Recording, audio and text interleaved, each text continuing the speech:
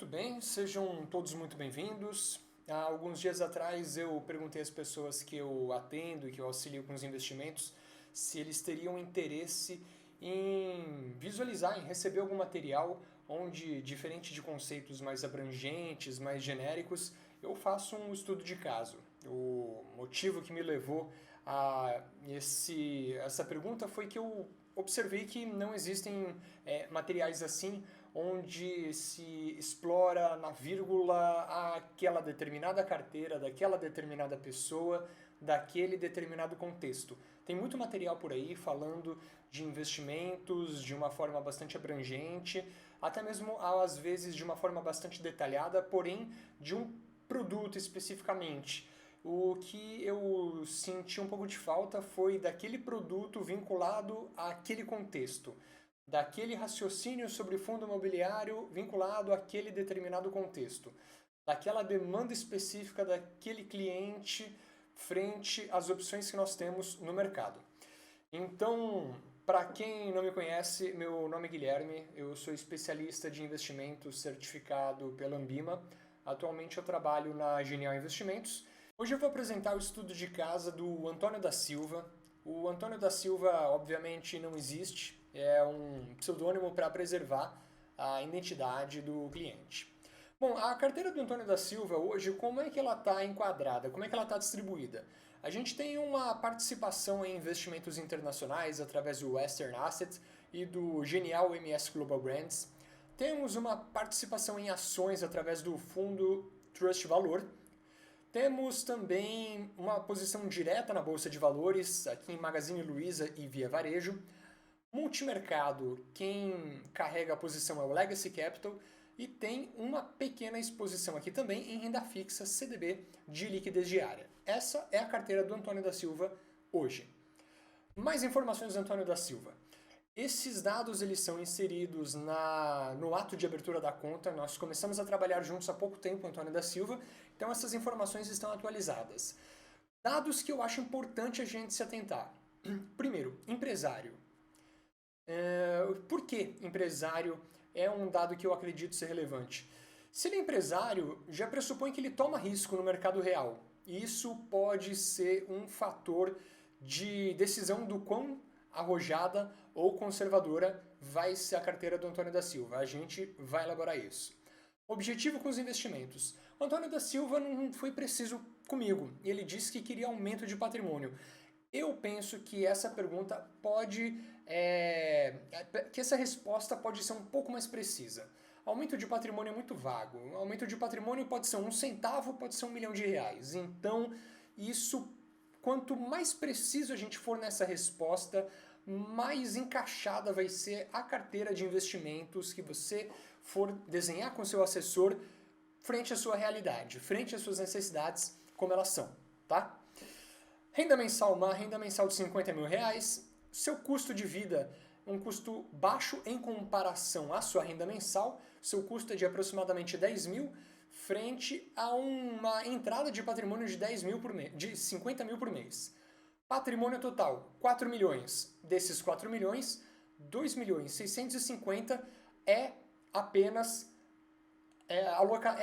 no mercado financeiro.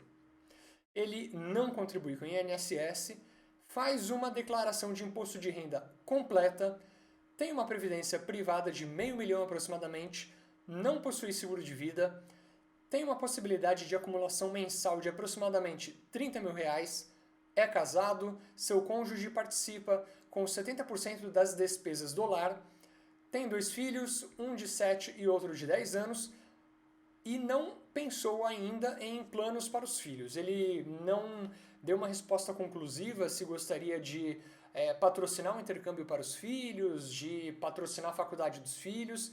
Isso está em aberto. A primeira coisa que eu gosto de fazer quando pego uma carteira de investimentos para trabalhar é distribuir ela em uma planilha que eu uso para ter maior visibilidade de cada investimento. Aí você poderia me perguntar por que eu não uso o sistema da Genial, por que o assessor ele não utiliza o sistema da instituição financeira que ele está trabalhando. É muito simples. A instituição financeira, por regra, ela precisa enquadrar os fundos de investimentos que o investidor está trabalhando em sua devida categoria, ou seja, se ele tem a terminação FIM, esse fundo de investimento ele é multimercado. Se o fundo de investimento tem a terminação FIA, esse fundo de investimento é um fundo de ações. Ok, o problema é que às vezes a gente encontra fundos de renda fixa com a terminação FIM única e exclusivamente porque o seu estatuto permite que o gestor faça operações com hedge. E isso por si só já caracteriza o investimento na categoria de multimercado. Mas em essência a gente sabe que o gestor ele vai trabalhar só com ativos de renda fixa, ele vai buscar usar o estatuto que lhe permite operação em derivativo, não para alavancagem, não para ganhar dinheiro no mercado com uma aposta, com um movimento de curto prazo, mas justamente o contrário, para defender a posição que aquele investidor, que aquele gestor concentra naquele fundo. Hein? No caso do Antônio da Silva, ele não tem operação de renda fixa aqui na Genial. Opa, peraí, eu tinha falado que ele tem o CDB e agora eu não coloco aqui em renda fixa. Acontece que aquele CDB ele está alocado provisoriamente com vistas à liquidação de duas ofertas públicas que eu acordei com o Antônio. Uma do setor de logística e uma do setor residencial. Como essas ofertas públicas serão liquidadas posteriormente, eu já entendo que aquele recurso ele faz mais sentido ser organizado aqui dentro de fundos imobiliários ao invés de ser enquadrado em renda fixa. Se eu encarasse aquele CDB realmente como um ativo de renda fixa, eu entenderia que o Antônio ainda tem espaço para investir em fundo imobiliário, o que geraria uma certa confusão.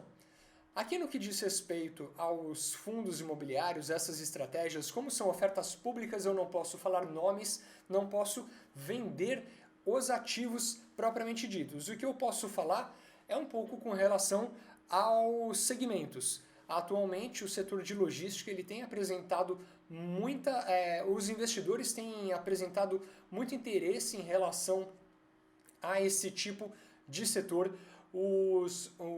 Nós vimos que o setor de logística foi um pouco na contramão de outros ativos do mercado durante esse período de pandemia. O setor de logística foi muito impulsionado pelo e-commerce. As empresas de varejo, de e-commerce, estão se apropriando cada vez mais do seu setor de logística, se afastando de correios, se afastando de terceirizadas, e essa maior apropriação dos seus próprios processos logísticos tem se revelado através dos números. Hoje, quem entra em fundo imobiliário de logística pelo mercado secundário tem encontrado um yield muito menor do que se você entra em um fundo imobiliário do setor de logística através de uma oferta pública. Dado que os rendimentos são pagos por centavos e as cotas dos fundos imobiliários de logística estão descoladas, estão muito maiores do que o seu valor de cota patrimonial, isso é justo um entendimento que o fundo está um pouco caro. Então, ao invés do investidor buscar um rendimento de 7,5, 7 líquido em expectativa através da sua reserva em oferta pública, o mercado secundário vai estar apresentando um rendimento médio hoje de aproximadamente 5,5 líquido ao ano, 5% líquido. Outro segmento que nos chama muita atenção é o segmento de lote residencial, pelo simples motivo que com a baixa da taxa de juros, nós estamos observando muitos investidores comprando imóveis, seja através de um financiamento, seja através de um pagamento à vista. O nosso entendimento sugere que o preço do metro quadrado esteja em uma trajetória de valorização e aí estar posicionado em um fundo imobiliário que se beneficie desse preço de metro quadrado possa ser interessante, possa ser uma maneira de ganhar dinheiro também, tanto quanto no rendimento mensal. Bom, como eu disse, o Antônio da Silva ele não falou para mim a sua posição em renda fixa, mas nos dados cadastrais mostra uma posição relevante, uma posição geral no mercado financeiro de aproximadamente 2.600.000 e ele também, em conversação comigo, disse para mim que possui bastante dinheiro fora da Genial em ativos conservadores. Então eu deduzo que essa é basicamente a sua carteira como ela na realidade. 88% da carteira é renda fixa, bem conservadora, maior posição. Uma parte pequena em renda variável, 5%, bastante diferente do que a posição dele caso eu estivesse ignorando essa participação de renda fixa. Se eu fosse entender que esse é o patrimônio dele só aqui na Genial, a gente estaria aqui com uma posição muito arrojada, muito alavancada, 46% em renda variável. Aqui a figura muda um pouquinho. Aqui a gente entende que a sua posição em renda variável ela é muito menos exposta frente ao todo. 2% em cenário internacional, 3% em multimercado e 2% em fundo imobiliário. Bom, a partir do momento que eu consegui ter um desenho satisfatório da carteira do Antônio da Silva, não apenas a Genial, mas o todo, qual é o próximo passo? Eu vejo muito sentido em cruzar essas informações com as recomendações dos analistas da Genial. Por que as recomendações dos analistas? Porque são eles os autorizados a determinar quanto é relevante do percentual em cada categoria mediante o seu perfil de investidor. Essa distribuição permite com que a gente otimize da melhor maneira o risco e o retorno da carteira, busque da melhor maneira rentabilizar e controlar o risco, a volatilidade da carteira desse investidor na linha do tempo. No caso, eu entendo que o Antônio da Silva se aproxima bem do perfil moderado. No caso do Antônio da Silva, eu entendo que ele se aproxima bem da carteira de risco moderada, dada a sua disposição em assumir um pouco mais de risco no mercado financeiro através da Genial. A carteira de nível moderado, ela apresentou basicamente esse comportamento numa janela de 2 anos. Desprezando um pouquinho os números na metade de cima da imagem, vamos olhar aqui o gráfico. Só fazer uma análise bem superficial em relação à linha. A gente pôde observar que numa janela histórica de 2 anos, a carteira apresentou alguma volatilidade. Num momento onde a carteira estava passando por um momento mais benéfico de mercado, ela conseguiu consolidar um resultado bem acima do CDI, caiu junto com o mercado, inevitável no momento de pandemia, lá em meados do Carnaval, um pouquinho depois do Carnaval, quando a Bolsa retomou suas atividades, houve uma série de correções, uma série de quedas abruptas de mercado. Então, obviamente, a carteira foi impactada por isso, mas ela não foi tão impactada assim como uma carteira com mais exposição em renda variável. E nós estamos observando também que de lá até agora, o patrimônio ele vem auferindo um efeito de resiliência. A carteira vem até outubro, novembro já deve apresentar uma figura mais interessante para o Antônio da Silva, ou para o investidor que esteja trabalhando no nível moderado. Essa daqui é uma parte um pouco mais abrangente. Bom, maravilha. Agora, quais são os comentários que eu acho que faz sentido a gente elaborar um pouquinho aqui? A primeira coisa que me chama a atenção é que a presença em multimercado pelo Antônio da Silva ela é muito aquém do que ele poderia ter de fato. A carteira recomendada da Genial para o perfil moderado sugere uma exposição em até 37,5%. O Antônio da Silva tem apenas 3% em fundo multimercado. Lembrando que eu estou analisando, a partir de agora, o portfólio do Antônio como um todo, e não apenas o que existe só na Genial. Por que o Legacy Capital? O Legacy Capital é uma casa de gestão que a gente tem bastante confiança. Os analistas têm uma certa proximidade com seus processos de gestão, de seleção de ativos, de compliance, de gestão de risco, o que nos sugere que é uma boa casa para a gente confiar parte do patrimônio do investidor para a Legacy gerir, ok? No caso, vamos ter uma sensibilidade um pouquinho melhor aqui dessa volatilidade. Esse gráfico mostra a volatilidade do Legacy em uma janela de 1 ano contra o Ibov. Via de regra, o benchmark mais adequado para a gente sensibilizar a performance do Legacy é o CDI. Eu coloquei o Legacy contra o Ibov para a gente ter essa melhor sensibilidade com relação ao risco, à volatilidade que o fundo oferece.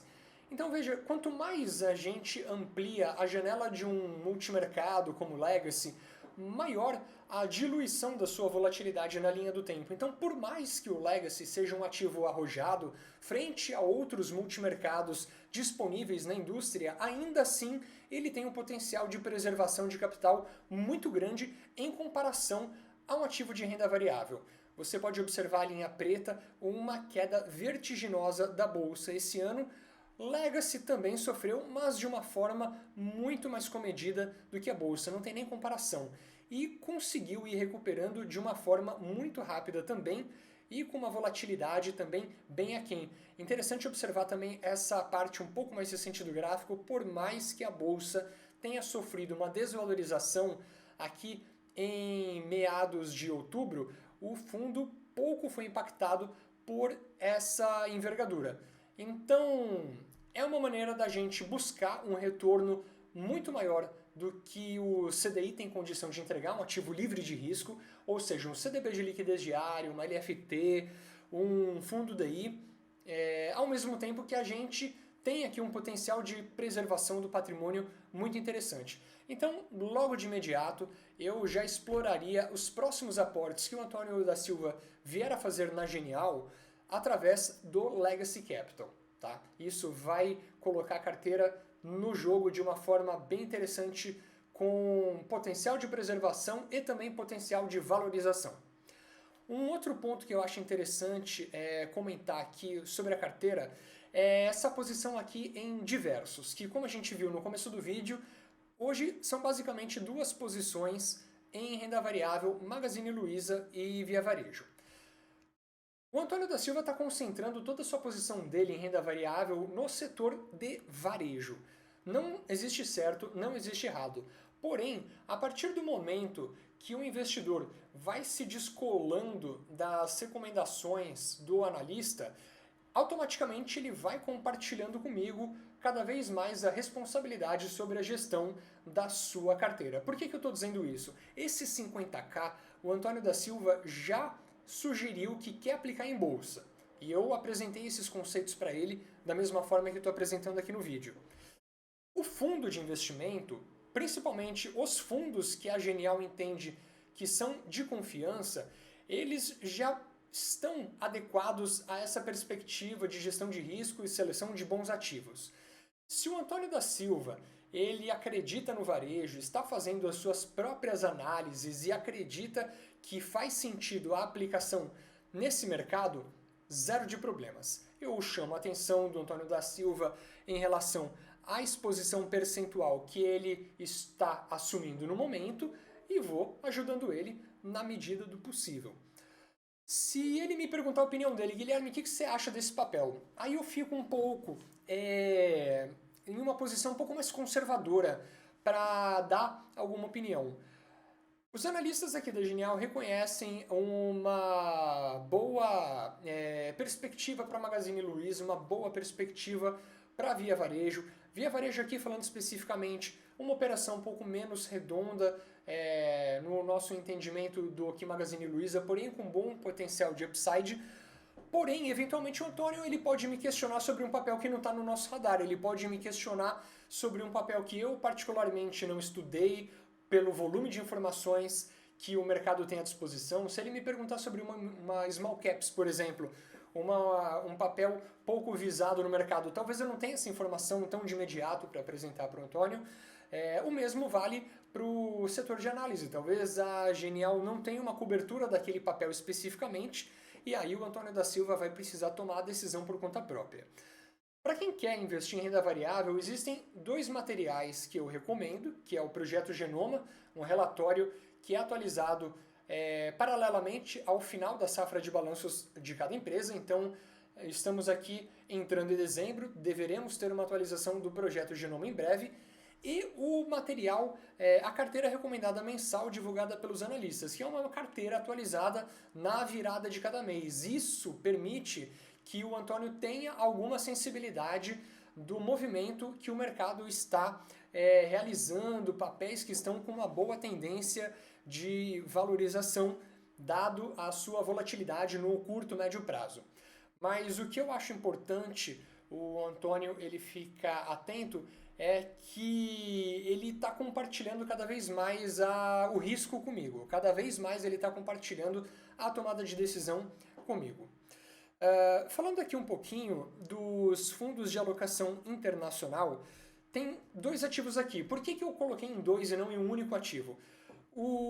Dada a posição do Antônio hoje em renda variável, ele está aqui em renda variável com 138 mil. Eu entendo que a posição em hedge dele não precisa ser tão pesada. Se o Antônio começar a investir cada vez mais em renda variável, aí eu posso mudar essa opinião. Mas no primeiro momento, quando ele tinha feito toda a carteira, eu sugeri uma parte da carteira do Antônio no Western Asset US, porque ele possui hedge cambial. O que é isso? Esse dinheiro não vai ficar exposto conforme a volatilidade do câmbio. E esse segundo, o MS Global Brands, ele vai sofrer volatilidade cambial. O primeiro fundo ele acompanha o índice S&P, que são ações de tecnologia dos Estados Unidos, basicamente, e o MS Global Brands são ações de países que não são dos Estados Unidos, são de países europeus e grande parte de outros países ao redor do mundo que não sejam norte-americanos. A ideia dessa operação é evitar, ou pelo menos minimizar o máximo possível, uma sobreposição de ativos da carteira do Antônio. E também, se o dólar der uma disparada daqui para frente, alguma coisa em hedge ele vai ter. Isso amorteceria a desvalorização da carteira dele num curto prazo.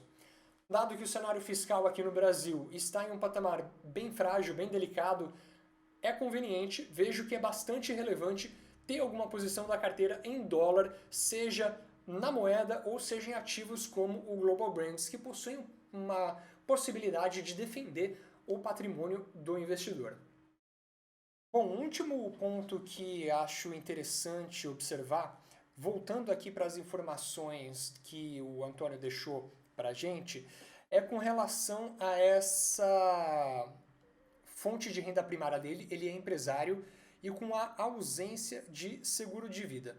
Seguro de vida, ele ainda é um ativo que é visto com... Ativo não, ele é um acessório que é visto com alguma desconfiança.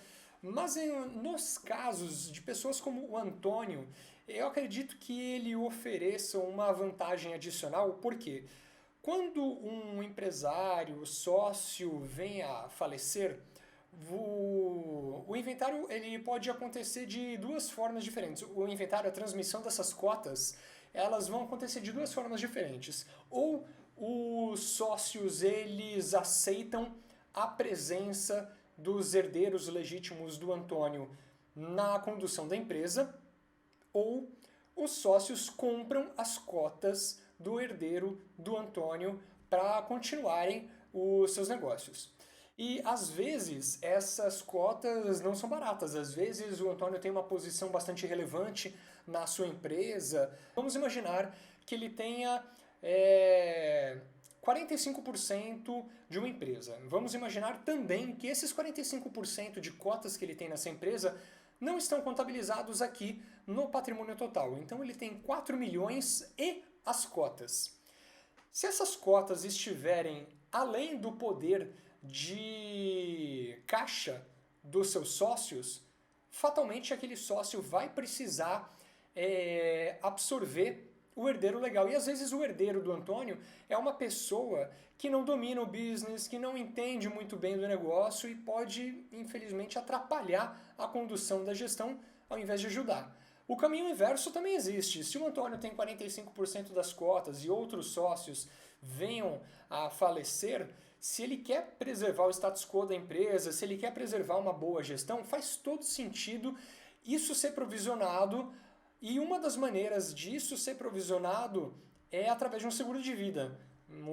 Pode-se chegar a um entendimento que as cotas do sócio do Antônio valem 2 milhões de reais. Um seguro de vida vinculado com esse objetivo de acesso às cotas daquele sócio é totalmente relevante. Pessoal, esse foi o primeiro vídeo que eu fiz a respeito de um estudo de caso.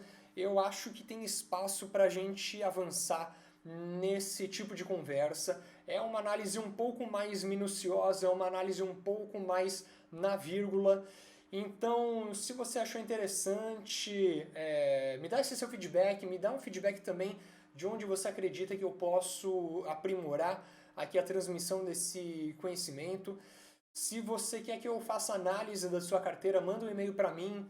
Vou deixar na descrição do vídeo, guilherme.colosio@genialinvestimentos.com.br. Manda a sua carteira para mim, eu faço uma análise ao vivo aqui. A gente debate um pouco a respeito. E, bom, eu acho que é isso. Espero que tenha feito sentido para vocês e nos vemos na próxima edição, tá bom? Obrigado, um abraço, tudo de bom.